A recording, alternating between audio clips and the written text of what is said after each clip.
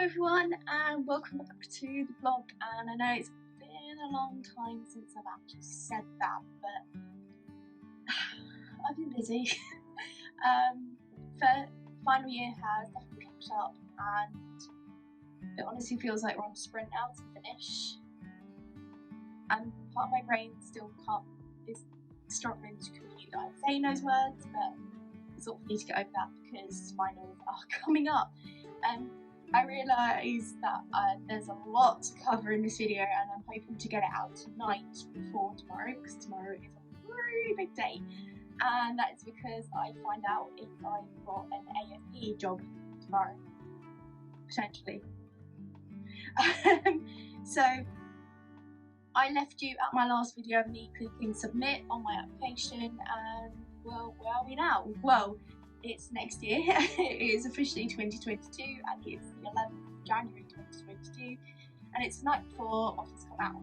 So a lot has gone on, and my plan was to film every time something does go on, but well, that shortly went out the window, didn't it?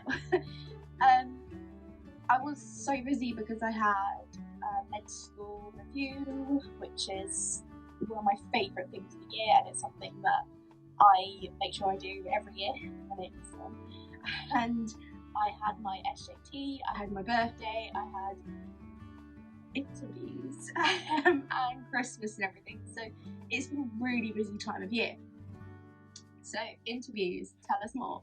Well, I applied for 2 academic foundation programme jobs, also now known as a special foundation programme, and I applied for Wessex and Blacks, which is London, Kent, and Sussex.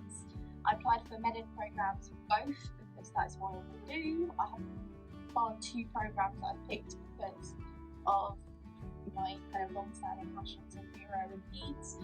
I have mainly picked med-ed programmes, and I was lucky enough to get interviews for both the programmes, which I'm ecstatic about and didn't for a minute think I would. So I think if anything I need to take away from this process is believe in yourself a little bit more, because apparently you can't do this. And I got to sort of pick my interviews, so it was a bit chaotic as I had needed to also sit the SJT, which is the situational judgment test, and I'll explain a little bit more about that in a minute. But I had to sort of manage my interviews as well as the SJT, knowing that I didn't really have control over where my interviews were or over where my SJT was, and that's because my SJT had to be booked by the company that runs it itself because I have reasonable adjustment. I had to then also book my LAX interview to make sure it didn't clash with my SJT, and to make sure it didn't clash with my Wessex interview. But when it came to book the LAX interview, I didn't know if I had the Wessex interview, so it was all a bit up in the air, but I managed to make it so I didn't clash with anything. Nothing clashed with my birthday, which was of course the most important thing in December. So it all worked out really well, and I'm extremely lucky that it did work out very well. So what actually happened over that entire month? Well, I sat my SJT on the 6th of December, which is basically a test that kind of determines whether or not you've got the right mindset, I suppose, to be a doctor. It kind of tests your situational judgment.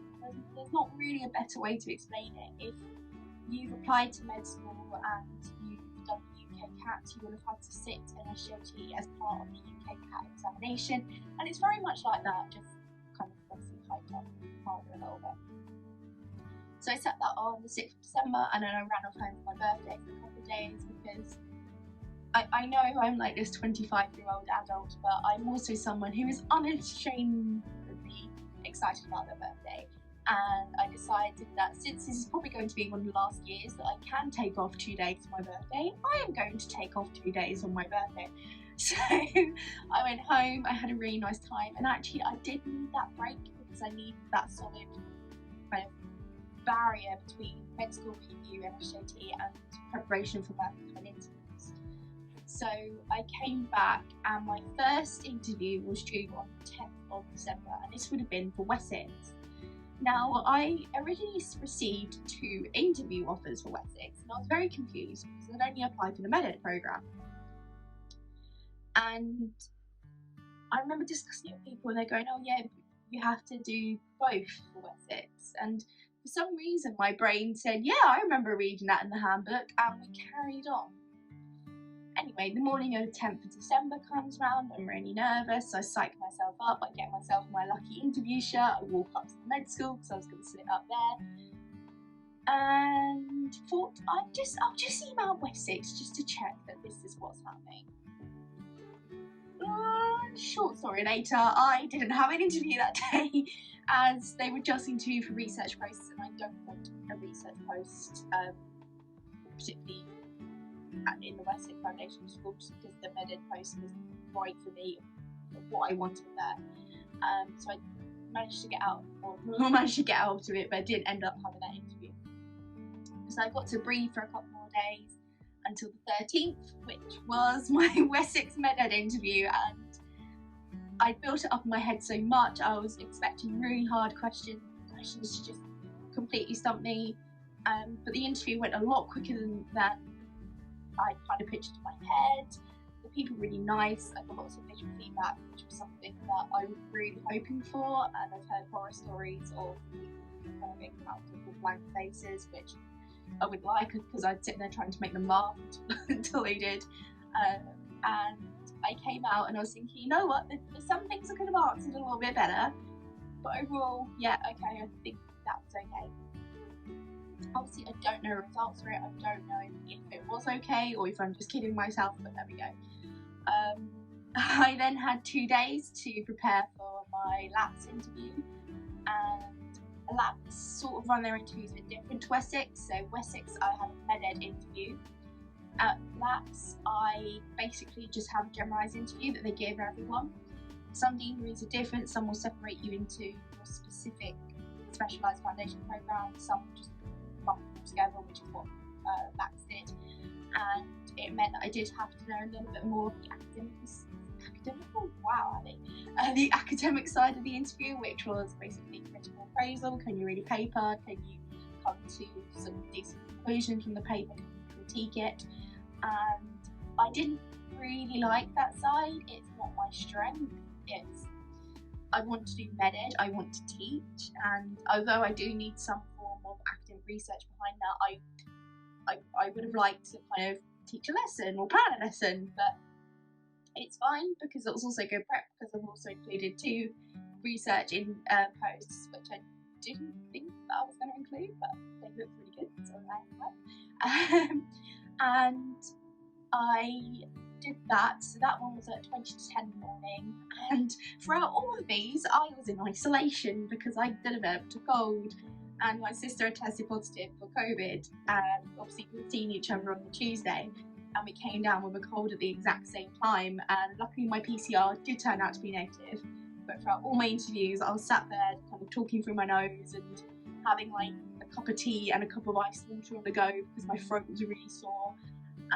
And I did sort of warn everyone before that. I was like, can you let the examiners know that I've got this, and if I don't have this hot drink I won't talk to them. And they were like, it's fine, don't worry, which I really liked. So I did my LAX interview again, really lovely interviewers. I'm not just saying this to get brownie points, it's like it was generally a nice interview process.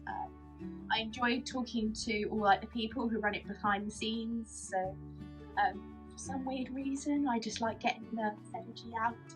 And yeah, by 11:30 I was finished and I was sort of officially on my Christmas break, which I'm so looking forward to. I think for me, coming to like the end of November, it just felt like this huge mountain to climb, and I was just looking at Mount Everest thinking, how the hell am I going to get over that? It was fine, and it ended up being more of like a snowdon or Ben Nevis or the hill behind your house sort of vibe. And then I ran off for Christmas, which I needed, and I basically spent 2 weeks ill and kind of just hanging out with my pets because I needed some pet therapy time.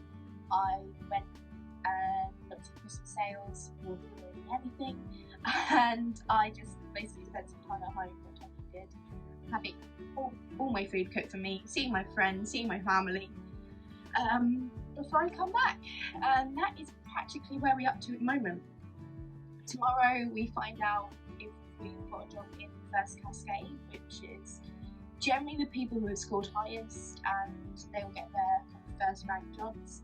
And these offers can come in at any point during the day, which is really stressful.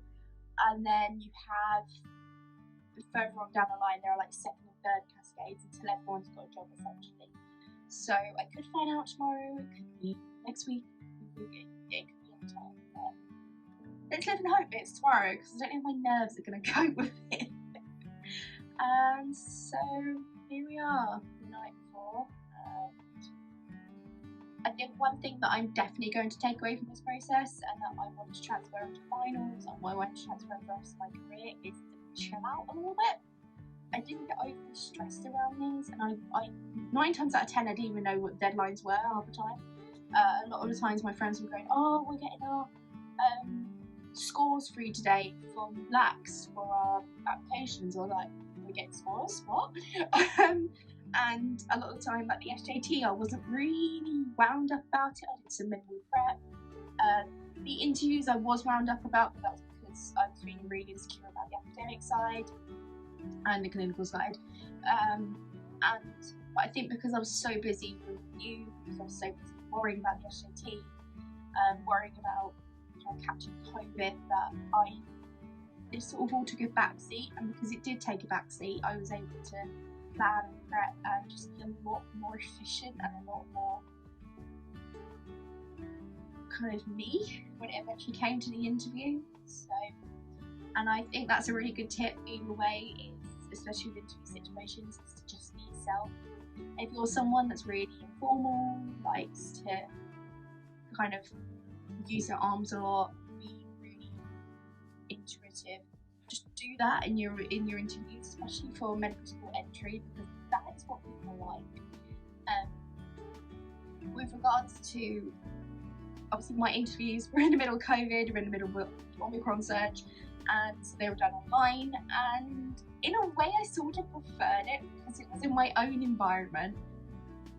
I'm gonna admit, yes, I was in jeans and slippers, and I got to shut the laptop and then go and flop on the sofa and just recover for an hour. So I did actually like the online interview format, and it also meant that I didn't have to spend money travelling up and down the country. Although it can mean that you struggle harder to reach through the camera to your interviewers.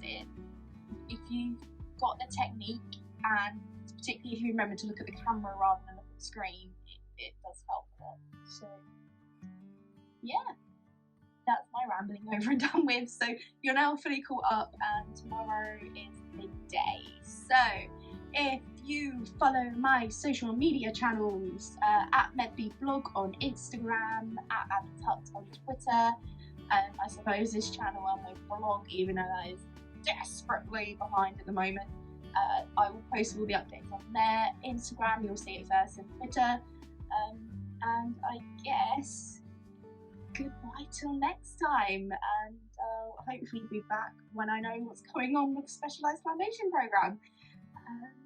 Yeah, make sure to like and subscribe, and I'll see you next time. Bye!